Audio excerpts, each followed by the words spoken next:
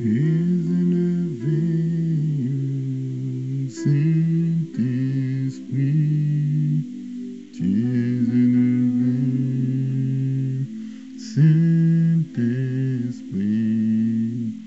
Tu es élevé.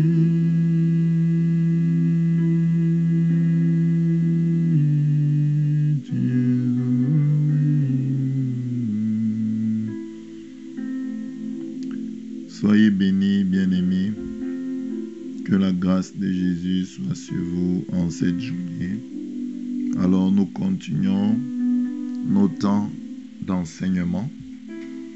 Nous sommes en train de parler de lait spirituel et nous sommes dans le deuxième élément du lait spirituel, la foi en Dieu. Nous avons dit que notre Dieu, c'est Jésus-Christ de Nazareth, donc la foi en Jésus de Nazareth. Nous avons dit justement que la foi, c'est quoi? Pour la définir de manière simple, la foi, c'est une confiance absolue que j'ai en quelqu'un ou en quelque chose. Par exemple, il y a les gens qui mettent leur confiance dans l'argent. Ils ont donc foi dans l'argent. Leur foi est en l'argent. Il y a des personnes qui mettent leur confiance en eux-mêmes. Donc, ils ont confiance en leur capacité. Ils ont confiance en eux-mêmes. Il y a des personnes qui mettent leur confiance dans la science, dans la médecine. Donc, ils ont confiance en la médecine. Si les médecins leur disent n'importe quoi, ils vont seulement accepter, croire. Parce que toute leur confiance est dans ces choses.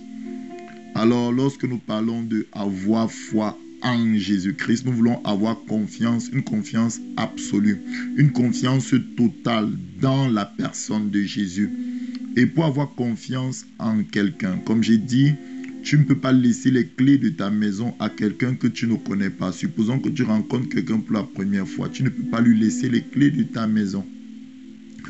Alors que par exemple, moi, Pasteur Eman, tu me connais, tu peux dire, bon, je vais laisser les clés de ma maison à Pasteur Eman, il ne va pas voler quelque chose, c'est un enfant de Dieu, il ne va pas faire quelque chose de négatif. Donc tu as confiance en moi.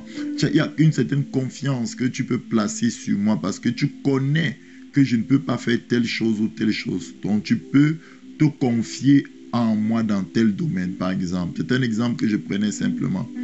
Alors nous avons vu que nous avons besoin de décrire dans le Jésus-Christ de la Bible, des évangiles, pour que nous puissions donc placer notre confiance en lui, nous attendre à lui. Alors nous avons vu hier, je ne reviendrai pas sur tout ce que nous avons vu depuis le début, mais nous avons vu déjà dès le départ que Jésus est le même hier, aujourd'hui et éternellement. Qu'est-ce que ça veut dire? Ça veut dire que Christ, ce qu'il a fait hier, il veut le faire aujourd'hui et il va le faire même quand je ne serai plus sur cette terre. Pour mes enfants, il va le faire parce qu'il n'est pas un Dieu qui change. La Bible dit qu'en lui, il n'y a point d'ombre de variation. C'est ce que nous avons vu. Alors, hier aussi, nous avons parlé, surtout hier, nous avons parlé du fait que le Jésus des Écritures, le Jésus qui nous est présenté dans les évangiles, agissait beaucoup, faisait beaucoup de miracles et parlait peu. Il faisait plus de miracles qu'il ne parlait. Alors, quel est le test qui a appuyé ces dires? Nous avons lu, par exemple, je vais le lire, Jean 21, à partir du verset 25. Jean 21, à partir du verset 25, nous dit, Jésus a fait, vous voyez, encore beaucoup d'autres choses. On peut dire beaucoup de miracles. Si on les écrivait en détail, je ne pense pas que le monde même pu contenir les livres qu'on écrirait. Je peux vous rassurer que le monde peut contenir les paroles que Jésus a prononcées lorsqu'il était sur terre. Mais Jean nous dit ici que par rapport aux miracles, par rapport aux choses qu'il a faites, aux œuvres, aux miracles qu'il a fait, si on veut décrire en détail, le monde ne peut pas les contenir. Donc Jésus a beaucoup plus agi qu'il ne parlait. Voilà pourquoi si tu regardes Acte 1, j'ai dit ça, Acte 1, verset 1, regarde comment ça commençait. C'est Luc ici qui écrit, dit, Théophile, il écrit à Théophile, Théophile, j'ai parlé dans mon premier livre de tout ce que Jésus a commencé de faire. Vous voyez, c'est pas anodin qui commence par le verbe faire. De tout ce que Jésus a commencé de faire et d'enseigner dès le commencement. Moi, certains de nous, on aurait dit de tout ce que Jésus a commencé d'enseigner et de faire. Non. Mais Luc, poussé par l'Esprit, met d'abord que Jésus a commencé de faire. Parce que le Saint-Esprit atteste que Jésus opérait beaucoup de miracles. Donc, il faisait les œuvres de son Père. Il faisait beaucoup de miracles plus qu'il ne parlait. Alors, nous avons aujourd'hui un Jésus qui parle beaucoup sans opérer des miracles. On a même l'impression que si Jésus ne parle pas, quand il parle dans la prédication, sinon on ne prêche pas, alors Dieu ne peut pas agir. Pourtant, ce n'est pas le Jésus qui nous est dépeint dans les 4 évangiles. À tel point que le Saint-Esprit met l'accent sur ce que Jésus a commencé de faire. Donc, Jésus fait et Jésus parle. Jésus agit ou Jésus parle et il agit. Vous comprenez? Donc, Jésus agit beaucoup plus que ce qu'il ne parle. Alléluia. Et j'ai dit au commencement, regardez Genèse, lorsqu'on dit que la lumière soit, il y a une manifestation de la parole. Donc, ne nous habituons pas à un Dieu qui parle et on ne voit pas les effets physiques, on ne voit pas les manifestations physiques. Quand notre Dieu parle, quand Jésus-Christ parle, attends-toi toujours à une manifestation. Alors pourquoi je dis ces choses? Je veux que tu t'attendes à un Jésus qui va faire un miracle dans ta vie aujourd'hui, maintenant. Je ne veux pas que quand tu écoutes mes prédications, la première chose que tu cherches, c'est d'abord de « Oh, comme je l'écoute là, je vais avoir aujourd'hui une nouvelle connaissance. » C'est bien la connaissance. L'amour, c'est encore mieux, car la connaissance enfle, mais l'amour édifie. Ce que moi je veux, c'est que ton cœur soit rempli de la foi. Je veux que ton cœur, quand tu m'écoutes, attends-toi à ce que Jésus agisse. Que ce qu'il a dit, il y ait des effets immédiats. Parce que sa parole est puissante. La parole de Jésus est une épée à double tranchant qui sépare et qui agit puissamment. Qui sépare, qui a de l'effet efficace, nous dit Hébreux 12. Elle est vivante et efficace. Elle agit efficacement. Alléluia, gloire à toi Seigneur. Parce que ta parole agit efficacement. Aujourd'hui, je veux te dire mon frère que Jésus t'aime. Bien-aimé, Jésus nous a sauvés parce qu'il nous aime. Lorsque je regarde quelqu'un comme moi, je n'étais pas un bon type dans le monde. Hein? Je n'étais pas quelqu'un qui ne péchait pas. Je péchais. Hein? Je me moquais même des chrétiens. Hein? J'étais déjà même sorti avec des filles dans le monde. Vous voyez? Donc voilà là où Jésus est venu me sauver. Et dans ma famille, je ne peux même pas dire que dans notre famille, on craignait tellement Dieu. Non. Notre famille, surtout chez les Bamilékés, pour ceux qui connaissent un peu, si vous voyez des personnes qui préfèrent adorer leurs ancêtres, donc ils croient au culte des morts. Quand leurs ancêtres meurent là, ils se disent que c'est leurs ancêtres qui les protègent. Donc ils font une adoration aux ancêtres. Voilà de quelle sorte de famille je suis sorti. Donc il n'y a aucune action de ma famille ou de mon père ou de ma mère ou de je ne sais pas de qui qu'on peut dire qui avait poussé Jésus à venir vers moi me sauver. Non. Jésus a eu simplement pitié de moi. Jésus est venu me sauver à cause de sa bonté. Jésus est venu me sauver à cause de sa gloire. Jésus est venu me sauver parce qu'il est bon, parce qu'il est miséricordieux, parce qu'il a eu pitié de moi. Il ne voulait pas que je meure, il ne voulait pas que j'aille dans le feu, dans le tourment éternel. Il a eu pitié. Je n'ai posé aucune action qui pouvait pousser Jésus à venir vers moi. Je me moquais des chrétiens, mais Jésus est quand même venu vers moi me sauver. Ça veut dire qu'il a fait à cause de ce qu'il est. Parce que Jésus est amour. La Bible dit que Dieu est amour. Donc il m'a aimé malgré mes péchés, malgré ma désobéissance. Dieu m'a aimé afin que je puisse être changé, afin que je puisse venir à lui. Il m'a attiré. Nul ne peut venir au Père si le Père ne l'attire. Mon frère, ce matin, je veux te dire, de la même manière que Jésus t'a aimé, il t'a donné le salut sans que tu n'aies eu à faire aucun acte de bonté comme moi. Sache que Jésus veut te guérir et cela, ce n'est qu'à cause de son amour à lui. Il veut le faire, il veut le faire. La parole de Dieu qui dit par exemple que ce sont nos péchés qui l'empêchent d'agir. Ça, c'est terminé.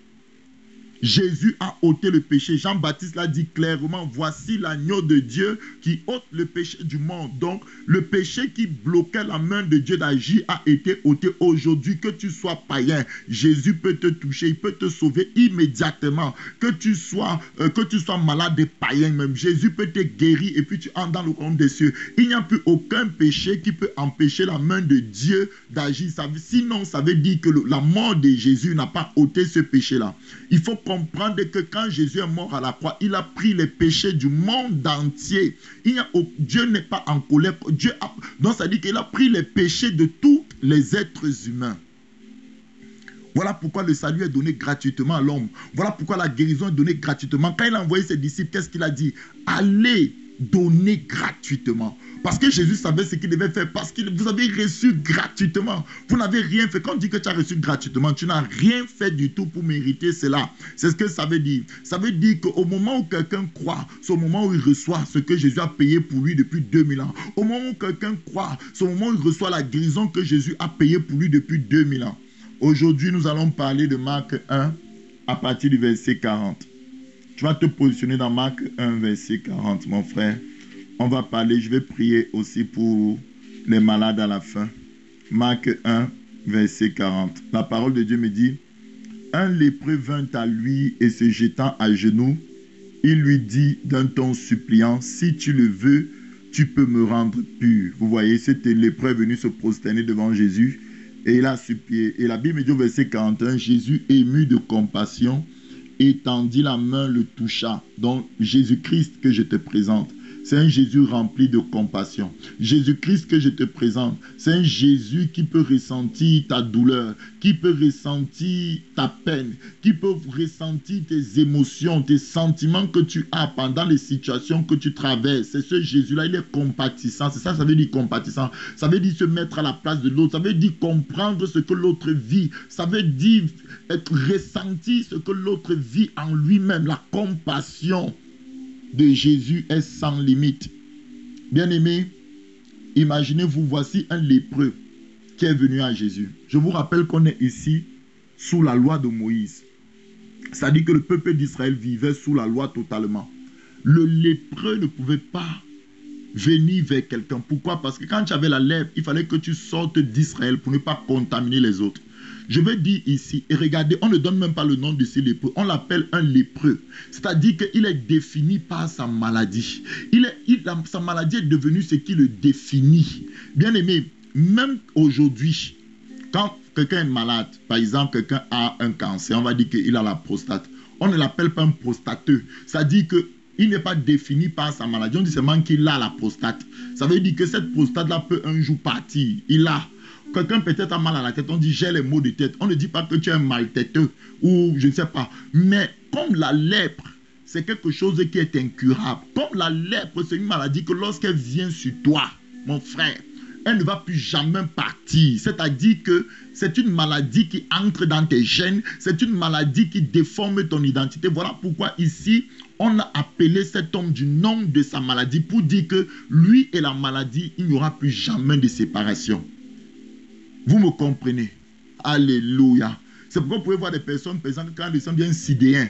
Pourquoi? Parce que le sida, ce n'est pas une maladie curable, qu'on peut guérir. C'est une maladie incurable. Donc, quand tu as ça, on t'appelle directement du nom de cette maladie. Ça veut dire que tu es marié avec cette maladie-là. Ça veut dire que ça va te suivre toute la vie, par exemple. Donc, ici, il faut comprendre que la lèpre, c'était quelque chose qui a affecté de manière terrible la vie de cet homme. La lèpre, ça a même changé son identité. On a oublié son nom maintenant. S'il s'appelait peut-être Eman, on ne l'appelait plus Eman, on dit le lépreux. On a oublié son nom pour lui donner le nom de sa souffrance. On a oublié son nom de naissance pour lui donner le nom de sa maladie. Est-ce que toi aussi tu portes le nom de ta souffrance? Peut-être toi, mon frère, hey my God, tu as subi des choses. Par exemple, je vais encore revenir sur ce lépreux. Ce lépreux, mon frère, ne pouvait plus, s'il était marié, par exemple, la Bible ne nous dit pas s'il était marié. S'il était marié, il devait quitter sa maison parce que quand tu avais la lèpre, tu devais sortir du camp d'Israël. Il devait laisser ses enfants. Il était interdit qu'il voie ses enfants. Il était interdit qu'il touche ses enfants. Il était interdit qu'il touche sa femme. Vous imaginez ce que cette maladie a causé dans la vie de cet homme? Cette maladie l'a arraché sa dignité. Cette maladie l'a isolé des autres. Qu'est-ce qui t'a isolé? Quelle est la maladie qui est incurable? Quel médecin dit que tu l'auras toute ta vie? Qu'est-ce qui a déformé même ta manière de vivre? Il y a d'autres personnes, par exemple, qui vont à l'hôpital tout le temps pour qu'on change leur sang, tout le temps, par exemple, on dit un diabétique. Pourquoi? Quand quelqu'un a le diabète, il ne guérit pas du diabète, mon frère. Il y a les maladies qui te disent que quand tu as, on t'appelle du nom de cette maladie-là, parce que cette maladie-là, on est en train de te dire maintenant, là, ton nom, c'est devenu ton nouveau nom. Ça entre même dans ton nom. Ça vient modifier ton identité. Mon frère, ma soeur. Mon frère, ma soeur, je vous dis la vérité. Cet homme n'avait plus de dignité. Il était obligé de mendier, il ne pouvait pas travailler parce que qui devait lui donner le travail? Il est lépreux, personne ne doit s'approcher de lui. Cet homme était obligé de mendier pour avoir de quoi manger. Cet homme était obligé de vivre dans les déserts. Il ne pouvait même pas embrasser ses enfants. Il ne pouvait même pas embrasser sa propre épouse. Cet homme, s'il était marié bien sûr, cet homme, la maladie a affecté tous les domaines de sa vie. Cet homme, petit à petit, plus le temps passait, plus il restait avec la lèpre, plus il avait honte, plus il se sentait coupable. Combien de pères qui ne peuvent prendre soin de leurs enfants financièrement, qui se sentent affectés, même s'ils ne parlent pas, il ne peut plus parler dans sa maison. Il se sent diminué. Cet homme était diminué dans son estime propre par la lèpre. C'est ce que le péché fait, bien aimé. Lorsque Satan a vu que l'homme a été créé à l'image de Dieu, Satan prend plaisir à humilier l'homme. Parce que quand il humilie l'homme, c'est comme si c'était Dieu qui l'humilie. Parce que quand Dieu dit, j'ai créé l'homme à mon image, Dieu domine. Voilà pourquoi Dieu a donné à l'homme la domination. Dieu a dit, domine sur tout. Parce que moi, je suis un dominateur. Moi, je suis souverain. Il n'y a rien qui domine sur moi. Domine sur tout. Donc, Satan est venu. Il a dit, comme moi, je n'ai pas pu réussir à prendre le trône de Dieu au ciel, je vais quand même, pour cet homme qui a l'image de Dieu, si je vais le mettre à genoux, je vais le faire tomber. Quand l'homme sera tombé, ça sera comme si, puisqu'il a l'image de Dieu, puisqu'il ressemble à Dieu, ça sera comme si c'est Dieu qui est tombé. Donc à chaque fois qu'un homme est par terre, quand Dieu regarde cette scène, c'est comme si Dieu se voyait, puisque l'homme est le reflet de sa gloire. La Bible dit que Jésus est le reflet de la gloire du Père. Oh mon frère, ma soeur, Jésus, lorsque l'homme est tombé, c'est comme si Dieu il se voyait lui-même à terre. Est-ce que vous me comprenez, mes frères? Voilà pourquoi Dieu est venu prendre ta place à la croix. Et c'est aussi pourquoi Satan aime ridiculiser les hommes. Satan aime amener le ridicule dans la vie des hommes. Cette lèpre-ci a amené le mépris. Cette lèpre-ci a amené le déshonneur. Peut-être toi, c'est l'inceste. Tu es le fruit d'une relation incestueuse. C'est-à-dire que tu ne connais pas peut-être ta mère, ton père. Qu'est-ce qui s'est passé? Il y a eu un inceste. Il y a quelque chose qui a amené l'opprobre dès ta naissance. Peut-être toi, c'est une maladie incurable qui te suit. Peut-être toi, tu as dépassé l'âge peut-être du mariage dans cette société où le mariage est devenu un dieu. Et maintenant, tu es un ange où, quand on te voit, même ta famille qui te mettait la pression pour que tu entres dans le foyer, quand ils te voient, et disent, regardez la vieille femme célibataire, on ne t'appelle plus par ton nom, mais on t'appelle par ta condition. C'est devenu une lèpre. Quand on te regarde, toi peut-être c'est la stérilité. Et my God, depuis que tu es marié, depuis des années, 10 ans de mariage, aucun enfant, ta belle famille t'a traité de tous les noms. Ta belle famille a dit, tu n'es même pas une femme. Est-ce que c'est une femme ça? Une femme qui n'accouche pas, tu n'es pas une femme. Tu es même un homme, tu es même qui tu perds le temps à notre frère. Donc c'est devenu, on t'appelle la stérile. On a donné un nom, ça a impacté ta vie, ça a impacté tes relations. C'est un habit de honte qui a été placé sur toi. Tu vas aller dans Ésaïe 61.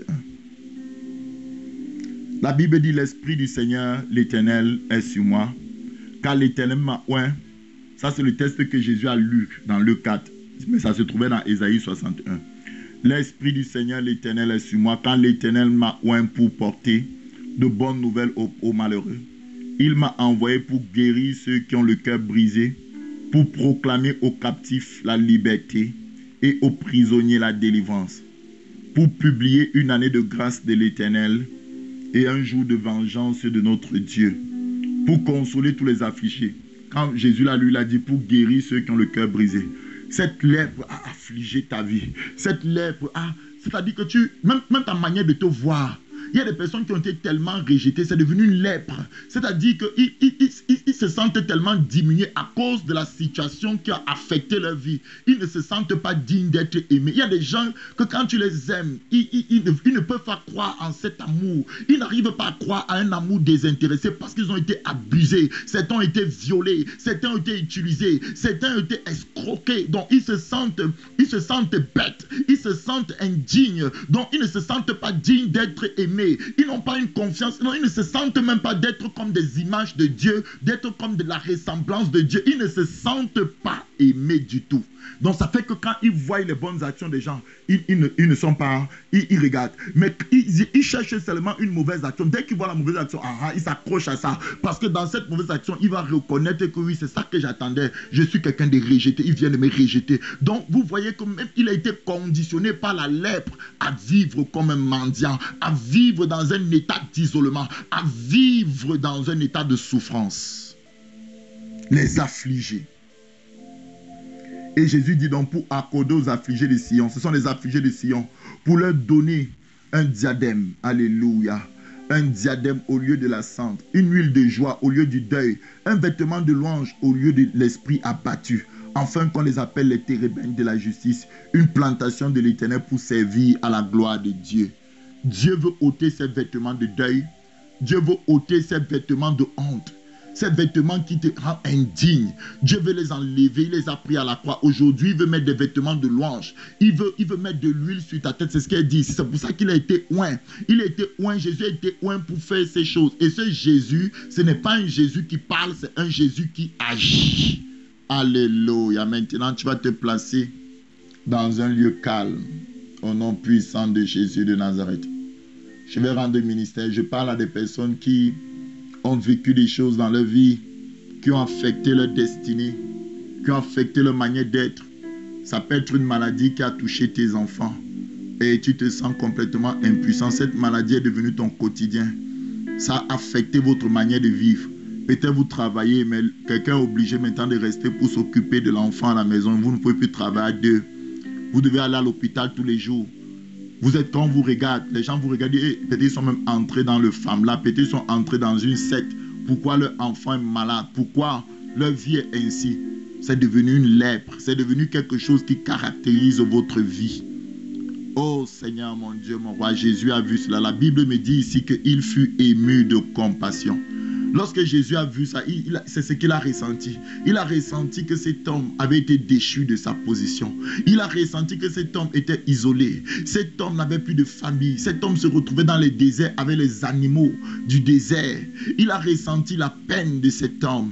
Et la Bible dit Jésus fut ému de compassion. Et Jésus étendit sa main et le toucha. Pourquoi Jésus l'a touché? Jésus pouvait simplement dire sois pur. Mais Jésus savait que cet homme se sentait tellement indigne d'être touché. Cet homme se sentait tellement indigne d'être aimé. Et c'est ce que Jésus voit. Aujourd'hui, toi qui es blessé, toi qui souffres, toi qui rejettes l'amour même de Dieu aujourd'hui, qui te sens indigne d'être aimé par Dieu, je veux te dire, Jésus veut toucher ton cœur. Jésus veut étendre sa main aujourd'hui pour te toucher, mon frère. Jésus veut te restaurer dans ta dignité. Jésus veut te restaurer dans ta santé. Je dis maintenant, Jésus va te toucher. Place-toi calmement. Tu vas dire Seigneur Jésus. Tu vas répéter cette prière. Seigneur Jésus, merci pour ton amour désintéressé. Je n'essaye plus de mériter ton amour. Je n'essaye pas d'être digne de recevoir ton amour.